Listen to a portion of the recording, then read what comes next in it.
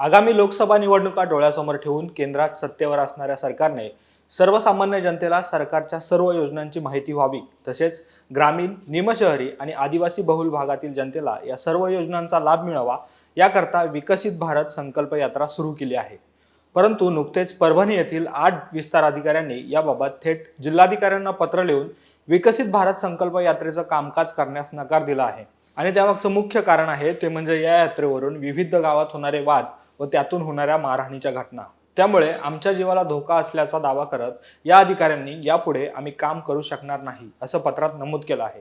त्यामुळे विकसित भारत संकल्प यात्रा आता वादाच्या भोवऱ्यात सापडली आहे।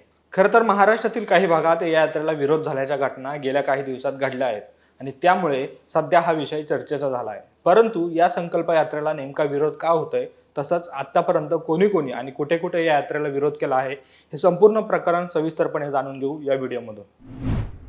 सगळ्यात आधी पाहू या यात्रेला का विरोध होते। गेल्या 5 वर्षात केंद्र सरकारच्या वतीने करण्यात आलेल्या कामांची माहिती जनतेपर्यंत पोहोचवण्यासाठी सुरू असणाऱ्या विकसित भारत संकल्प यात्रेच्या नियोजनासाठी सरकारी यंत्रणांचा चुकीच्या पद्धतीने वापर होतोय असा आरोप नागरिकांकडून केला जातोय।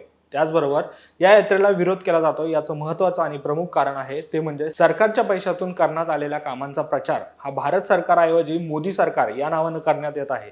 त्यामुळे जनतेच्या पैशातून भाजपचा प्रचार चालणार नाही अशी भूमिका घेत विकसित भारत संकल्प यात्रेला राज्यातील काही गावांमध्ये विरोध केला जातोय अशी माहिती मिळत आहे। आता पाहू या यात्रेला नक्की कुठे कुठे विरोध झाला आहे आणि हा विरोध नक्की कोणी केला आहे। तर 13 डिसेंबर 2023 रोजी कोल्हापूरमधील राधानगरी तालुक्यातील सोन्याची शिरोली या गावातील राजवैभव शोभा रामचंद्र या तरुणाने या यात्रेला सर्वात आधी विरोध केला होता। या तरुणानं विकसित भारत संकल्प यात्रेला अडवत सरकारी अधिकारी आणि कर्मचाऱ्यांना काही प्रश्न विचारले होते। ते प्रश्न असे होते की सरकारी योजनांचा लाभ पोहोचवण्यासाठी ही यात्रा तुम्ही काढली आहे, मग या यात्रेच्या पोस्टरवर भारत सरकारऐवजी मोदी सरकार असं का लिहिण्यात आलं आहे। तसंच या यात्रेत भारताचा तिरंगाही दिसत नाही। त्याचबरोबर आधी गॅस सिलेंडरची किंमत 365 रुपये होती, आता हीच किंमत 1000 रुपये आहे। हेच सांगण्यासाठी तुम्ही ही यात्रा घेऊन आलात का, असे अनेक प्रश्न राजवैभव या तरुणाने विचारले होते व त्यांच्या या प्रश्नाचा व्हिडिओ सोशल मीडियावर चांगलाच व्हायरल झाला होता। तर राजवैभवच्या या कृतीचं समर्थन करत महाराष्ट्रातील इतर जिल्ह्यातील जनताही आता या संकल्प यात्रेला विरोध करू लागली आहे। यात सोलापूर, रत्नागिरी, नाशिक, नंदुरबार, सातारा, परभणी आणि बुलढाणा या जिल्ह्यातील काही गावांनी देखील या यात्रेला विरोध केला आहे।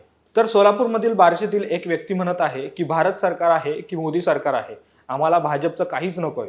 कारण संकल्प यात्रेच्या वाहनांवर नरेंद्र मोदी यांचे मोठे पोस्टर आहेत आणि मोदी सरकारची हमी असं ठळक घोषवाक्य लिहिलेलं आहे। त्यामुळे सरकारी पैशांवर पंतप्रधान नरेंद्र मोदी यांचा प्रचार केला जातोय। दरम्यान केंद्र सरकारच्या विकसित भारत संकल्प यात्रेवरून अनेक ठिकाणी होणारे वाद व गावकऱ्यांचा विरोध यामुळे आता सरकारी अधिकारी आणि कर्मचारी सुद्धा ही यात्रा राबवण्यास नकार देत आहे। त्यामुळे ही यात्रा आता चांगलीच वादात आली आहे। परंतु वादात आलेली ही यात्रा नक्की कधी सुरू झाली होती, तर गेल्या महिन्यात 15 नोव्हेंबर 2023 रोजी पंतप्रधान नरेंद्र मोदी यांनी झारखंडमधून या संकल्प यात्रेला हिरवा कंदील देऊन सुरुवात केली होती व ही यात्रा 25 जानेवारी 2024 पर्यंत देशभरातील 2,60,000 ग्रामपंचायती तसेच 4,000हून अधिक शहरी स्थानिक स्वराज्य संस्थांपर्यंत पोहोचेल असं सरकारकडून सांगण्यात आलं आहे। तर या संकल्प यात्रेत आयुष्यमान भारत योजना, प्रधानमंत्री आवास योजना, महिला सक्षमीकरणासाठी बचत गट, मातृवंदना योजना, उज्ज्वला गॅस योजना आणि इतर केंद्रीय योजनांची माहिती देण्यात येत आहे।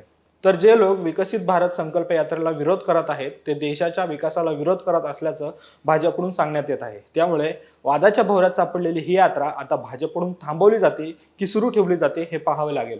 दरम्यान या सगळ्यावर तुमची नेमकी काय प्रतिक्रिया आहे हे आम्हाला कमेंट करून कळवा आणि असेच व्हिडिओ पाहण्यासाठी आमच्या महाटॉक्स YouTube चॅनलला नक्की सबस्क्राईब करा।